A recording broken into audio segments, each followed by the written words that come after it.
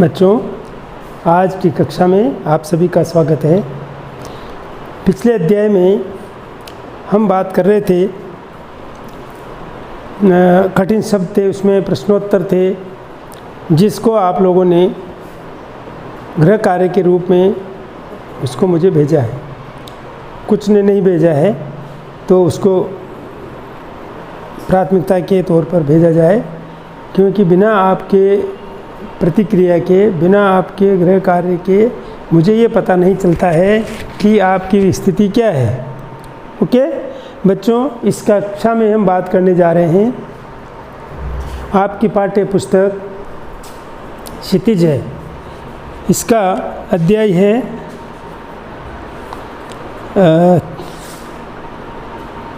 6th, छठा अध्याय है, जिसका नाम है नागार्जुन। कवि है नागार्जुन। अध्याय का नाम है दंतुरित मुस्कान। बच्चों, पहले हमें दंतुरित, दंतु मतलब दांतों से है, और जो छोटे बच्चे के दांत है वहाँ पे इनको दंतुरित कहा गया है। छोटे बच्चे जिनके दूध मुही दांत होते हैं उनके ऊपर इस कविता को लिखा गया है। सबसे पहले हम बात करते हैं कवि की। बच्चों, जो नागार्जुन है, इनका मूल नाम नागार्जुन नहीं था। इन्होंने साहित्यिक सेवा के बीच में इस नाम को ग्रहण किया, धारित किया है। इनका मूल नाम था वेदनाथ मिश्र। क्या नाम था? वेदनाथ मिश्र। कवि का नाम है वेदनाथ मिश्र, बाद में धारित किया नागार्जुन। ठीक है, नागार्जुन नाम से हिंदी साहित्य में प्रसिद्ध हुए। इनका जन्म हुआ 30 जून 1911। कितना? 30 जून 1911। कहाँ पे हुआ बच्चों? इनका जन्म अपने ननिहाल में, जो कि आजकल जो है मधुबनी के सतलखा गांव में इनका जन्म हुआ था, अपनी नानी के घर, इसलिए उसको क्या कहा? ननिहाल। इनका जो पैतृक गांव है, इनके जो पैतृक गांव था वो मधुबनी के दरभंगा में तरौनी गांव था, जहाँ पे ये निवास करते रहे। बच्चों, इनके पिताजी का नाम था गोकुलनाथ मिश्र, माताजी का नाम था उमा देवी। ओके, अभी बच्चों बात आती है प्रारंभिक शिक्षा या प्रारंभिक शिक्षा। बच्चों, इनका जीवन अभाव में बीता। क्यों? इनकी माताजी का देहांत प्रारंभिक अवस्था में ही हो गया, इनके बचपन में ही हो गया, इसलिए इनका जो जन्म था, इनका जो जन्म के बाद का समय, जो शिक्षा का समय है, वो इनका बीता अभाव में। इनके पिता जो है घुमत्तु प्रवृत्ति के थे, उनका घर की तरफ ज़्यादा ध्यान नहीं रहा। माताजी के देहांत के बाद उन्होंने घर की तरफ ज़्यादा ध्यान नहीं दिया। इनकी शिक्षा दीक्षा परिवार के साये में हुई, और साथ में फिर इनका जो हुआ, उच्च शिक्षा के लिए ये बनारस और कोलकाता में चले गए। बच्चों, इनका जो था आर्य समाज वालों से जुड़ा हुआ, आर्य समाज के साथ रहे, उस प्रवृत्ति के हो गए। उसके बाद इन्होंने प्रथम जो कविता थी प्रकाशित जो हुई इनकी, वो थी मैथिली। इनकी प्रकाशित रचना मैथिली में हुई, जो 1929 में लहरिया सराय दरभंगा से प्रकाशित हुई बच्चों। और एक के बाद एक फिर इन्होंने अपने लिखने के क्रम में लगभग 50 कविताएं लिखी। बच्चों, इन्होंने बौद्ध धर्म को जो है, बौद्ध धर्म को मानने वाले थे, ये बौद्ध धर्म की तरफ इनका झुकाव हो गया, और बाद में इन्होंने बौद्ध धर्म की दीक्षा ले ली। बौद्ध धर्म की दीक्षा लेने के बाद इन्होंने अपना मूल नाम वेदनाथ मिश्र था, उसको छोड़ करके उसके स्थान पर ये नागार्जुन नाम धारित कर लिया। इस प्रकार से इन्होंने ये जो मेघदूत का मुक्त छंद में अनुवाद किया, इन्होंने मेघदूत जो है उसका इन्होंने 1953 में बच्चों, कब? 1953 मुक्त छंद में अनुवाद किया। ये इनकी, इसके बाद इनको जो है साहित्य क्षेत्र में कुछ पुरस्कार दिए गए। यहाँ पे मैं प्रमुख 2 पुरस्कार है, साहित्य अकादमी पुरस्कार 1969 में दिया गया इनको। और राजेंद्र शिखर सम्मान 1994 बिहार सरकार द्वारा इनको पुरस्कृत किया गया। इसके अलावा भी अनेक पुरस्कार है, इनको आपको देखना है। अभी बच्चों बात आ जाती है दंतुरित मुस्कान अध्याय की। बच्चों दंतुरित मुस्कान जो कविता है, इस कविता के जो कवि है उनका परिचय आपको दे दिया गया। बच्चों ये जो कविता है इसके माध्यम से कवि हमें क्या करना चाहते हैं ये मैं आपको बताता हूँ। छोटा बच्चा होता है, छोटे बच्चे की जो मुस्कान होती है, जिसके छोटा कितना बच्चा उसकी अवस्था क्या है, जिसके मुंह में केवल 2 दांत निकले हुए हों या छोटे छोटे अभी दांत निकलना ही प्रारंभ हुए हैं, वो बच्चा अबोध बालक होता है। उस अबोध बालक की जो मुस्कान होती है उसके माध्यम से वो हमें क्या करना चाहता है, ये यहाँ पे इस कविता के माध्यम से हमें हमारे लिए उस कविता का क्या महत्व होता है, हमारी क्या प्रतिक्रिया होती है, ये इस कविता के माध्यम से नागार्जुन जो है कवि इन्होंने समझाना चाहते हैं। कविता में छोटे बच्चे की मनोहारी मुस्कान देखकर कवि के मन में जो भाव उमड़े उन्हें कविता के अनेक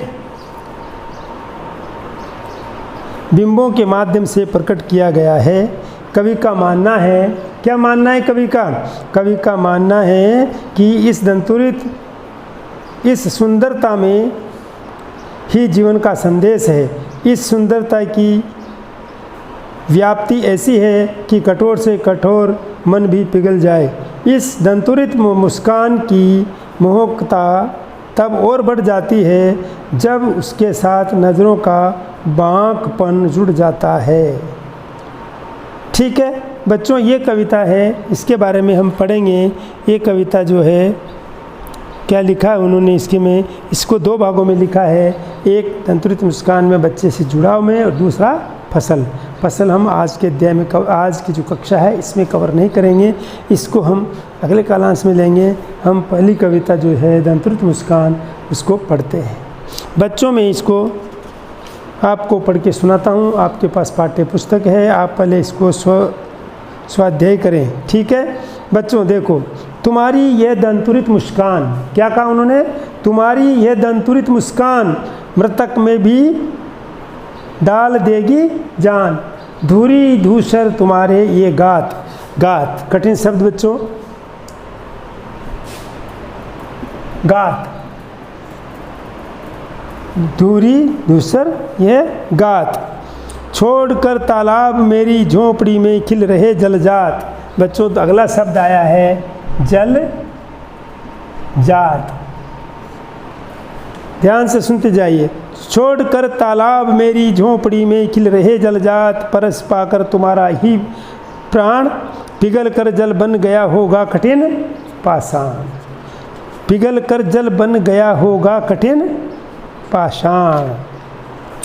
अगला है छू गया तुमसे कि झरने लग पड़े शेफाली के फूल, बांस था कि बबूल। तुम मुझे पाए नहीं पहचान, देखते ही रहोगे अनिमेष।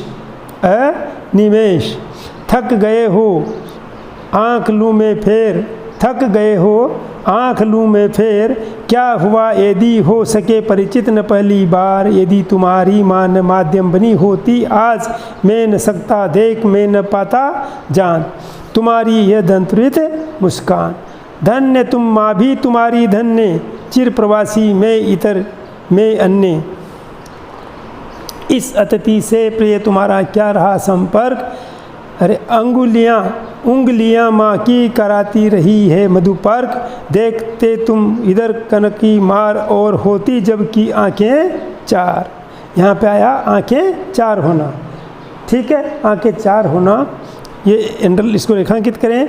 अब तुम्हारी दंतुरित मुस्कान मुझे लगती बड़ी ही छविमान। बच्चों कवि कहना चाह रहे हैं, क्या कहना चाह रहे हैं? दंतुरित मुस्कान के माध्यम से, दंतुरित जैसे अंकुरित नहीं होता अनाज, इसी प्रकार से ये शब्द बना है दंतुरित, प्रारंभिक अवस्था, दांतों की प्रारंभिक अवस्था। धूली दूसर, दूर और मिट्टी से सने हुए अंग प्रत्यंग। जल जात, जल जात, जल में जो पैदा होता है, जो जल में ही पैदा होता है वो क्या होता है बच्चों? कमल का फूल, जल जात कमल का फूल। अनिमेष, अनिमेष का मतलब बच्चों यहाँ लिखा है टकटकी लगाए, अनिमेष बिना रुके, बिना विघ्न के, बिना पल झपकाए, उसको बोलते हैं अनिमेष। इतर, इतर का मतलब होता है दूसरा, इतर, इतर, इतर, इतर, दूसरा। तो बच्चों मधुपर्क का मतलब होता है जब छोटा बच्चा होता है उसकी माँ उसको शहद, दही, थोड़ा मीठा तो शहद में होता ही है, इनको अपनी उंगली से चटा देती है।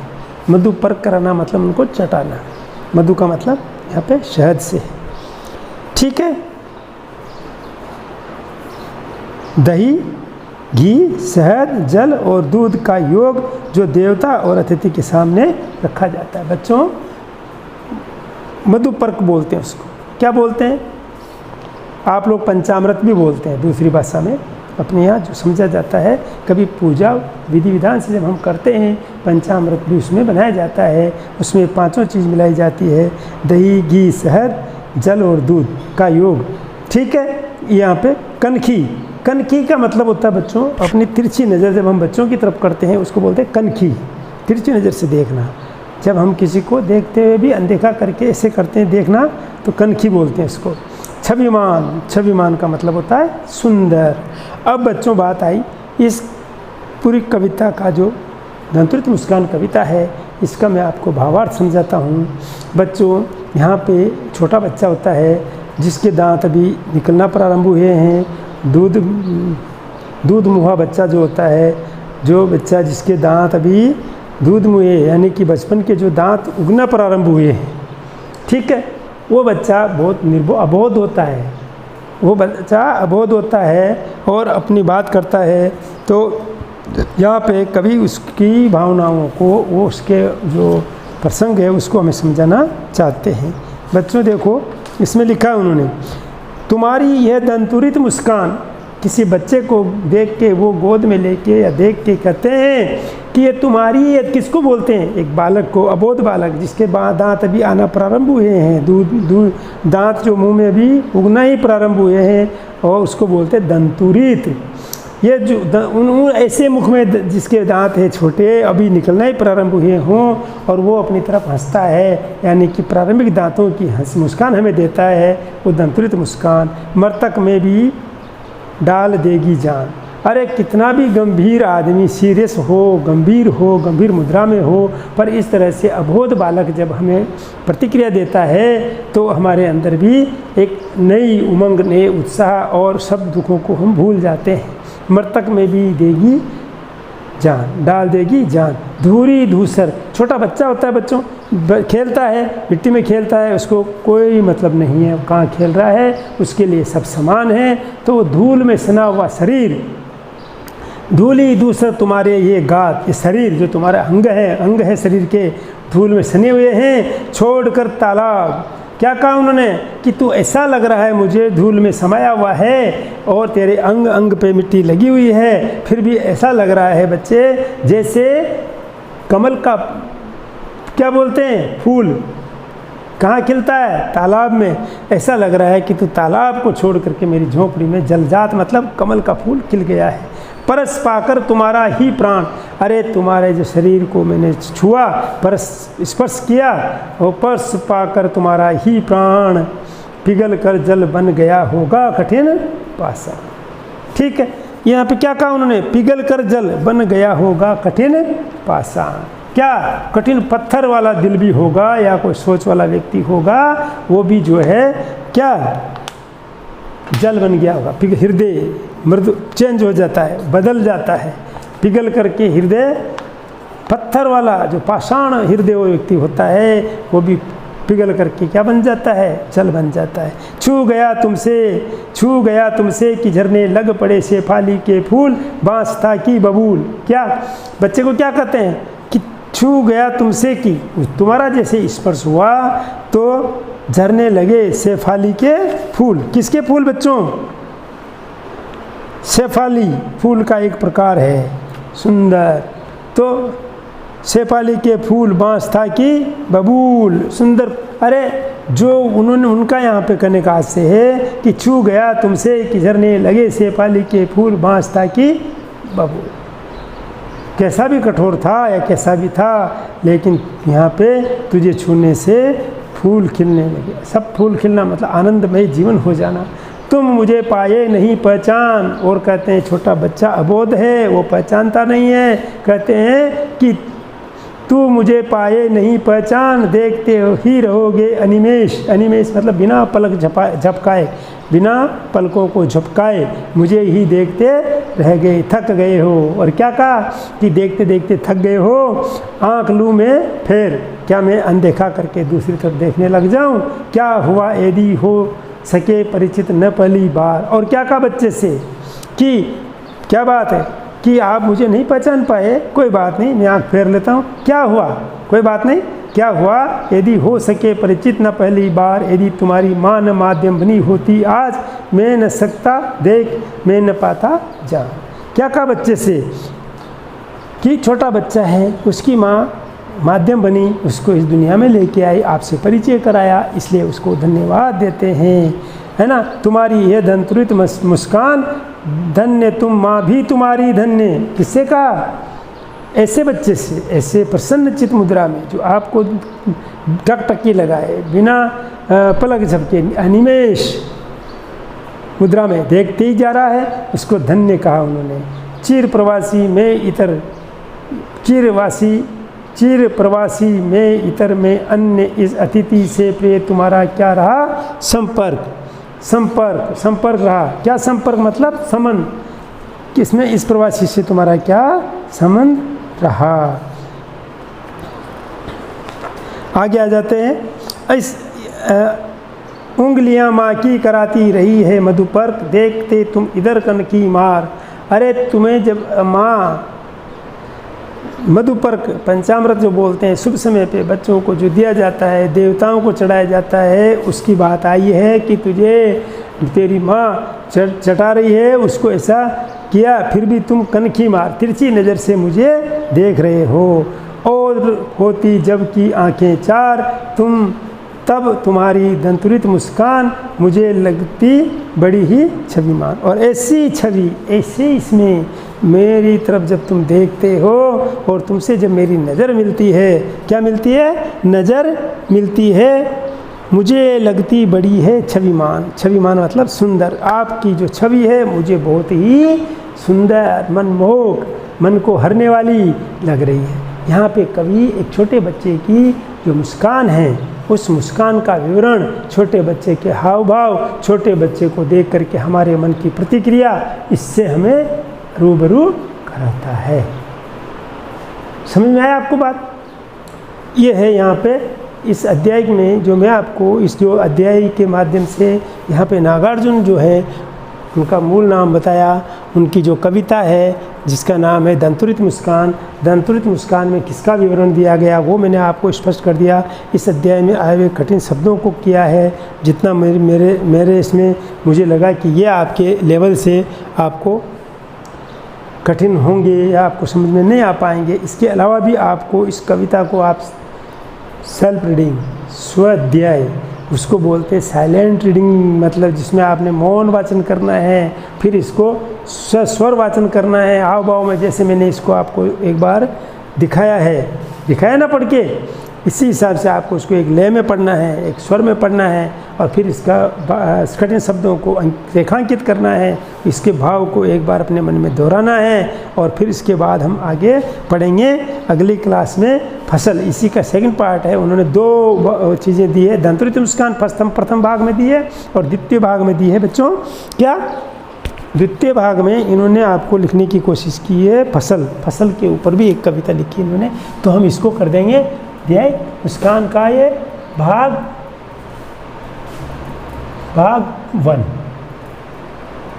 फर्स्ट भाग। ठीक है बच्चों, ये अपना हो गया यहाँ तक का। इसमें आपको जो भी कठिन शब्द लगते हैं, जो आपको संशय होता है, जो भी डाउट्स है, उनको आप गृह कार्य के समय मुझे उसमें भेजें, लास्ट में, ताकि अपन अगली कक्षा प्रारंभ करने से पहले आपके गिला शिकवा, आपकी जो शक है उनको दूर करें और आगे अगली कक्षा की तरफ प्रस्थान करेंगे। धन्यवाद।